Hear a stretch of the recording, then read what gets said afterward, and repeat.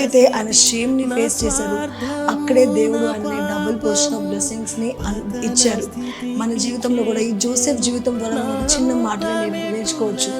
ఓర్పుగా ఉన్నప్పుడు ఒకవేళ మన జీవితంలో మనము షేమ్‌ని అనుభవించినప్పటికీ కూడా, నిందని అనుభవించినప్పటికీ కూడా దేవుడి మీద నమ్మకం ఉంటే, ఆయన ఇచ్చిన వాగ్దానాన్ని మనం నమ్మే వారంగా అయితే దేవుడు ఆ షేమ్‌కి బహుగా ఒక డబుల్ పోర్షన్ ఆఫ్ బ్లెస్సింగ్స్ మనకిస్తాడు. సో ఈ రోజున దేవుడు మీతో అన్న మాట కూడా అంతే. If you are facing shame today, I'm going to give you double portion of blessings.